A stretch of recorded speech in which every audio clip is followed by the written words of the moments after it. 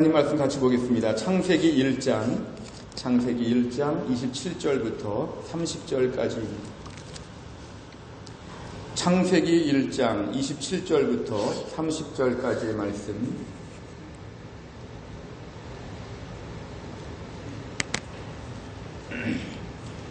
구약성경 2페이지에 있습니다. 창세기 1장 27절부터 30절까지의 말씀, 모두 4절의 말씀인데요. 오늘은 4절의 말씀을 다 같이 합독하도록 하겠습니다. 27절부터 30절 다 같이 읽겠습니다. 하나님이 자기 형상 곧 하나님의 형상대로 사람을 창조하시되 남자와 여자를 창조하시고 하나님이 그들에게 복을 주시며 하나님이 그들에게 이르시되 생육하고 번성하여 땅에 충만하라. 땅을 정복하라. 바다의 물고기와 하늘의 새와 땅에 움직이는 모든 생물을 다스리라 하시니라. 하나님이 이르시되 내가 온 지면에 씨 맺는 모든 채소와 씨 가진 열매 맺는 모든 나무를 너희에게 주노니 너희의 먹을거리가 되리라. 또 땅의 모든 짐승과 하늘의 모든 새와 생명이 있어 땅에 기는 모든 것에게는 내가 모든 푸른 풀을 먹을거리로 주노라 하시니 그대로 되니라. 아멘. 오늘 본문의 말씀의 제목은 하나님이 세상을 만드실 때 왜 인간을 맨 마지막에 만드셨는지 이 부분입니다. 사실은 우리가 인간을 만물의 영장이라고 하고 인간을 제일 높은 존재로 이렇게 우리가 만물 중에서 좀 높이 세우는데요. 순서상으로 보면 하나님은 인간을 맨 마지막에 만드셨다는 것 한번 좀 생각해 볼 만한 주제입니다. 사실은 순서에 따라서 우리가 우열을 다투기도 하지 않습니까? 제가 강도사 시험을 봤는데요. 서울의 해성교회에 있을 때 어떻게 하다 보니까 제 이름이 한 서너 번째 나왔나 본데요. 그때 어느 장로님이 하시는 말씀이 저희 졸업생이 한 1000명 되는데 나길수 전도사님께서 1000명 중에 4등 한 거냐고. 그건 절대로 아닌데도 불구하고 단지 그 몇 번째 나왔냐를 가지고 등수를 매기는 것처럼 이렇게 오해하시는 분들이 있죠. 사람은 항상 순서에 민감합니다. 어떻게 하면 그래서 어떤 순서를 보니까 가로치고 무슨 아무 순서 없이 그냥 배열했다는 것을 이렇게 밝힐 정도로 이 순서가 매우 민감한 것이죠. 내 이름이 먼저 나오냐 내 이름이 뒤에 나오느냐. 이런 식으로 볼 때 우리가 창세기에서는 인간이 맨 마지막에 창조가 됩니다. 생각하기 나름에 있어서 하나님이 첫날 뭔가 인간을 좀 만드셨으면 얼마나 더 멋있었을까. 근데 하나님은 인간을 철저하게 숨기시고 미루셨다가 맨 마지막에 인간을 만드신 것, 이것이 바로 좀 특별한 뜻이 있지 않을까. 이 부분이 바로 오늘 말씀의 포인트라고 볼 수 있습니다. 먼저 27절을 보니까 하나님은 자기 형상, 하나님의 형상대로 사람을 창조하셨다. 27절 말씀이 참 중요한 이유가 되는 건데요. 하나님이 자기 형상으로 사람을 만들었다는 것은 하나님은 사람을 애초부터 매우 귀하게 생각하시고 귀한 존재로 만드셨다는 것입니다. 창세기 9장 6절을 보니까 다른 사람의 피를 흘리면 그 사람의 피도 흘릴 것이니 이는 하나님이 자기 형상대로 사람을 지으셨습니다. 우리가 오늘날 다른 사람들을 왜 귀하게 보느냐? 다른 짐승에 비해서 다른 사람을 왜 귀하게 보느냐 하면 사람에게는 하나님의 형상대로 지음받았기 때문에 사람은 특별하게 봐야 한다는 것이죠. 이것이 바로 사람에 대한 존중, 인간에 대한 존중 사상이 여기에서 나오는 것입니다. 최근에 신문을 보니까요. 어떤 이렇게 동물 보호단체에 속한 어떤 분이 어느 노숙자가 아마 자기가 좀 이렇게 애완동물 같은 것을 좀 이렇게 학대했는지는 모르겠지만 그 노숙자에게서 애완동물을 뺏으면서 그 노숙자를 이렇게 폭행하는 걸 봤습니다. 그래서 어떤 인터넷 글들이 있냐 하면은 그 애완동물 짐승을 보호한다고 사람을 막 때려도 괜찮은가?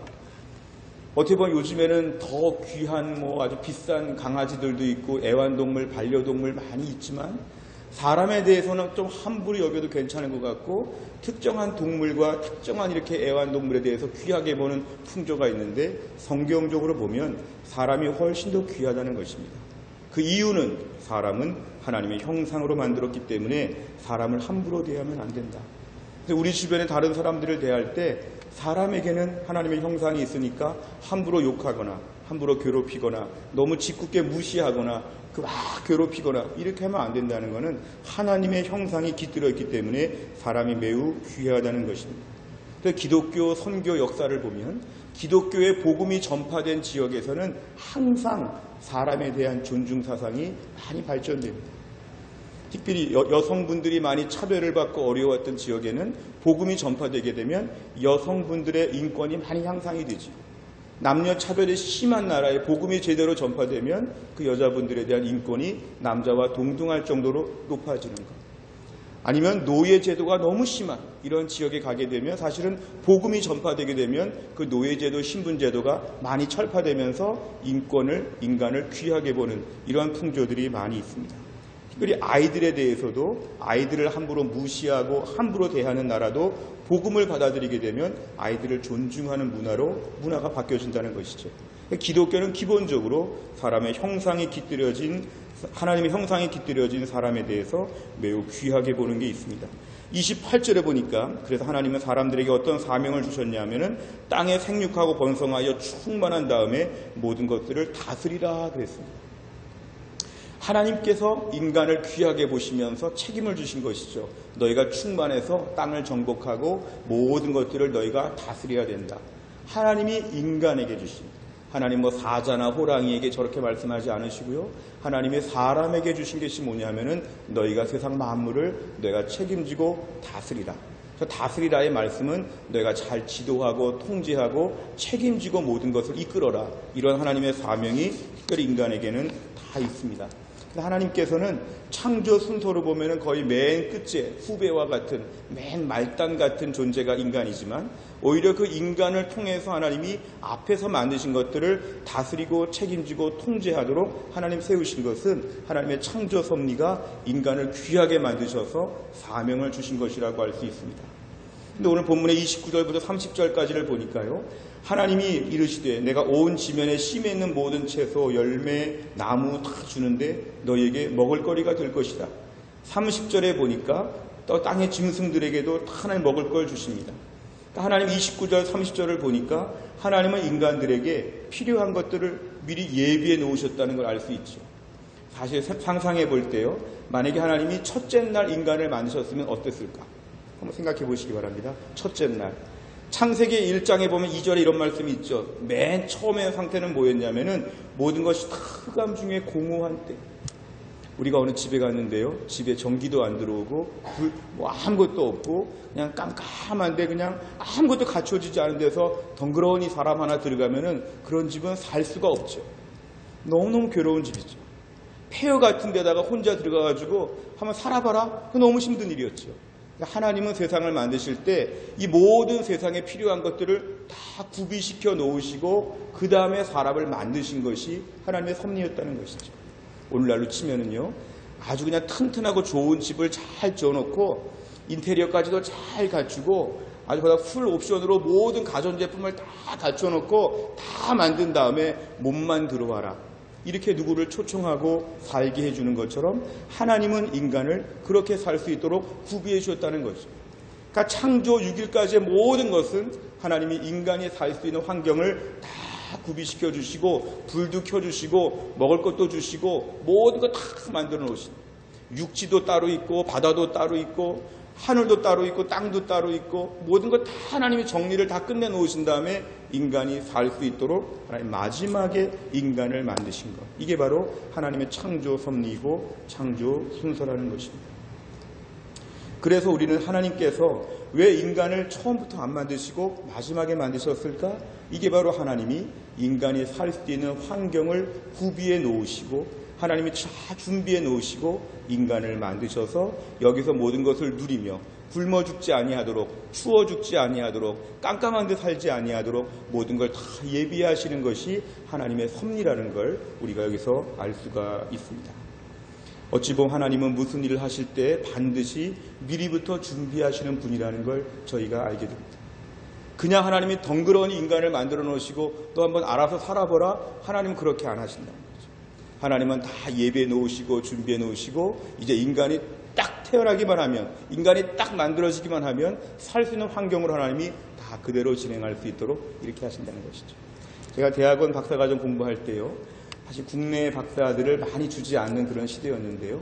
교수님들이 하시는 말씀이 박사학위를 많이 안 주고 외국 박사보다 국내 박사를 더 인색하게 엄격하게 줬는 그런 시대에 왜 그렇게 하셨습니까? 이렇게 물어보면은 그 당시만 해도 그 옛날에는요, 국내 대학에서 박사학위를 받는다면 박사학위를 받는 바로 다음 달에 어느 대학교 교수로 임용이 되도록 다 이렇게 미리 정해놓고 박사학위를 주는 그런 시대였다고 합니다.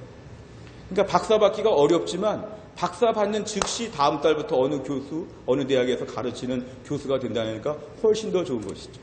초창기는 그랬지만 지금은 워낙 박사가 많다 보니까 박사인데 교수하거나 이제 강사도 못할 정도로 어려운 때를 살고 있죠. 다 교수할 자리 알아보고 교수님들이 다 알아보고 어느 학교 가면 좋겠다고 다 정해놓고 그 다음에 박사학위를 딱 주고 그 학교에서 가르치는 기회를 다 주는 거예요. 아주 풀 옵션으로 다 예배해놨죠. 하나님께서 우리를 다루실 때 그렇게 하신다는 거죠.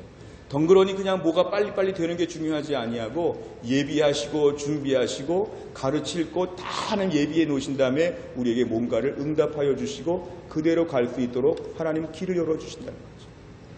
하나님께서 인도하시는 방식은 항상 미리 준비하시고 진작부터 일하시고 그 다음에 우리가 그 다음에 걸어가는 것이 최상의 조건으로 하나님 만들어 주신다는 것입니다. 우린 좀 때로는 조급함이 있어서 하나님 왜 이렇게 더디하시나, 왜 이렇게 자꾸 일이 지연이 되나, 빨리빨리 안 되나 이럴 수 있지만 그때는 어떨 때이냐면 하나님이 준비하시는 기간, 하나님이 제일 좋은 때를 예비하시는 기간. 덜컥 뭐가 되면은 대책이 없죠. 근데 하나님은 덜컥 되지 아니하도록 차근차근히 다 준비해 놓으신 다음에 결정적일 때에 길을 열어주시고 인도해 주시고 순리적으로 갈 수 있도록. 어찌 보면 저희는 그래서 이 6일 동안의 창조를 통해서 하나님 계속 인테리어 업자처럼 건설업자처럼 하나님 집을 꾸미는 분을 한번 생각해 볼 수가 있습니다. 마지막 6일째 인간을 만드시려고 첫날부터 하나님 계속 공사하시는 것이죠. 계속 첫째 날, 둘째 날 해달별도 만들어야겠다, 새도 만들어야겠다, 물고기도 만들어야겠다. 하나님 다 만드시는 것이죠. 맨 마지막에 다 만들어 놓으신 다음에 인간을 딱 만드셔가지고 인간이 거기에 살 수 있도록. 이게 바로 우리 하나님의 일하시는 방식이라는 것입니다. 창세기 22장에 보면은 사실 아브라함이 자기 아들 이삭을 제물로 바치려고 하는 이 순간에도 하나님께서는 그날 아들 이삭을 제물로 받으려는 게 목적이 아니라 하나님은 아브라함의 믿음을 테스트하는 것이었기 때문에 하나님은 그날 수양을 준비해 놓으셨습니다. 아들 이삭을 칼을 들어서 치려고 하는 그 아브라함을 하나님 막으신 다음에 막은 다음에 이제 어떻게 할까 좀 어색한 순간이었을 텐데 하나님의 수양이 수풀에 걸려서 지금 묶여있는 걸 하나님 만들어 놓으시고 이걸 예배해 놓으셔서 그날의 제사가 진행될 수 있도록. 하나님은 항상 어떤 분이냐면 여호와 이레의 하나님. 오늘도 미리 준비해 놓으시고 미리 그 길을 걷게 하여 주시고 결정적일 때에 하나님 모든 것을 열어주시고 풀어주시는 하나님이라는 걸 우리가 알게 됩니다. 그래서 우리 오늘날도 우리 인생 가운데 때와 시기에 관한 것을 하나님께 맡기는 기도가 참으로 중요합니다. 하나님 빨리 주십시오 보다는 하나님의 때에 하나님의 타이밍에 맞게 허락하여 주시옵소서. 지금 내가 창조 이틀째, 3일째, 4일째, 5일째 계속 기다리면서 인간은 아직도 보이지 않는 세상인데도 그 기간은 하나님이 인간을 위하여 필요한 걸 구비하고 집을 만들어 놓으시는 기간이었다면 오늘날 우리 인생에서도 하나님께서 뭔가 빨리빨리 되지 아니하고 지연되는 시간은 하나님 뭔가 계속 오늘도 일하고 계시는 하나님을 저희는 믿어야 한다는 것입니다. 하나님이 어떤 분이시냐면 하나님은 오늘도 일하시는 분임을 믿습니다. 졸지도 않으시고 주무시지도 아니하신 하나님께서 오늘도 하나님의 백성들을 향해서 뭐를 만들어 줄까, 뭐를 도와줄까. 가끔 이렇게 자취하는 학생들, 부모님들이 애들 학교 근처에 따라가서 이렇게 집을 꾸며주고 집 청소해주는 걸 가끔 이렇게 보면요, 이런 것이 있는 것 같아요. 다 부모들이 다 도와주는 거죠. 아이들을 위해서 모든 살 수 있는 환경들을 다 구비시켜주면서 부모들이 먼 지방까지 다니면서 그런 수고를 감당하죠. 이게 바로 뭐냐면 하나님께서 오늘날도 주의 백성들을 향해서 하나님 미리미리 일하고 계시고 매일매일 준비하시는. 우리 인생 가운데 올 한 해 많은 기도 제목이 있지만 모든 것의 결정이 하나님께 있는데 하나님의 결정이 나를 위한 최상의 선택인 것을 우리는 믿어야 합니다. 하나님 올해 1년 동안에 내 인생의 모든 크고 큰 사건들이 지나갈 때 이 모든 사건들 가운데 오늘도 하나님이 주도하셔서 선한 것을 이끌어 가심을 믿습니다. 어서 이런 말 하지 말고 하나님께서 오늘도 뜻이 계셔서 오늘 안 주시고 내일 주시는 것이겠지. 하나님이 뜻이 계셔서 올해가 아니라 내년이겠지. 하나님이 뜻이 계셔서 이번에 안 되면 다음에 되는 것이겠지. 이렇게 보다 보면 하나님이 인간을 마지막에 만드신 것처럼 그때가 가장 결정적인 하나님의 타이밍이기 때문에 하나님의 때와 시간을 주도하시면서 하나님이 일하신다는 것입니다. 여기에 대한 믿음이 우리에게는 연초에 분명해야 됩니다. 하나님 우리를 사랑하시고 우리의 모든 걸 일하실 텐데 때론 내가 너무 마음이 조급해가지고 하나님 왜 아무 일도 안 하시는지 왜 답답합니다 이렇게 우리가 말하기 쉽지만 내 인생의 모든 중요한 길은 하나님이 철저히 예비하시고 지금도 창조의 날짜가 하루씩 지나가면서 오늘 4일째, 5일째, 6일째가 될 때 모든 것이 구비되어서 그날이 D-Day가 되도록 하나님이 역사하여 주신다는 것입니다. 우리가 어느 비싼 식당에 가면은요, 아주 멋있는 유명한 셰프, 요리사들이 음식을 할 때 그런 데 가서는 늦게 준다고 불평할 수는 없죠. 조그만 동네 식당 가서는 조금만 늦게 나와도 막 손님들이 빨리 달라고 하면서 왜 내가 더 먼저 왔다고 하면서 별의별 말을 할 수 있지만 의리의리한 식당에서 최고의 셰프가 요리하는 데 가서는 잠자고 기다렸다 먹어야 되죠. 그때는 지금 이 셰프가 뭐를 더 만들고 있는데 더 예쁘게 더 맛있게 해오나 보다 기다리는 것이죠. 그럴 때만 섣불리 설치게 되면은 좀 뭐 고객이 좀 수준이 낮네 이럴 수 있는 거죠. 오늘도 최고의 요리사가 최고의 음식을 준비할 때는 무조건 기다리면서 줄 때 그 음식을 잘 먹는 것처럼 내 인생의 올 한 해 모든 일정들은 하나님께서 일부러 날짜들을 주관하신다. 오히려 내 생각대로 빨리 됐으면 큰일 날 뻔했다. 오히려 내 생각대로 빨리빨리 되는 게 중요하지 아니하고 하나님의 때에 빨리 되는 것이 중요하다. 하나님은 나를 위해서 미리 인프라를 구축하시는 것이죠. 미리 인프라를 다 구축하시고 여건들을 다 만들어 놓으신 다음에 결정적일 때 하나님이 나에게 모든 것들이 이루어 주시는 분임을 우리는 분명히 믿어야 합니다. 내 삶이 오늘도 최첨단의 환경과 최고의 환경으로 내 삶을 책임져주실 것을 믿어야 합니다. 우리 신앙생활에서 제일 무서운 적이 뭐냐 하면요, 하나님의 선하심을 부정하는 시험이 제일 큰 겁니다.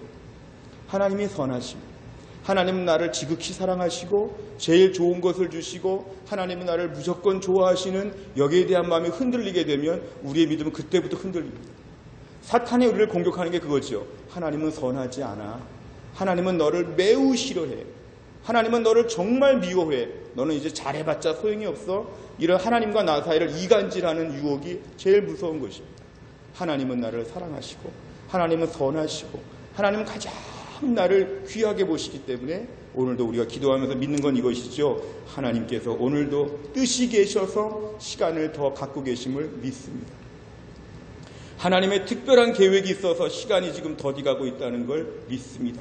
무엇보다 오늘도 하나님은 나를 사랑하셔서 제일 좋은 것을 주실 텐데 그 제일 좋은 것을 주실 때까지 불평하지 아니하고 믿음으로 기다리게 하여 주시옵소서.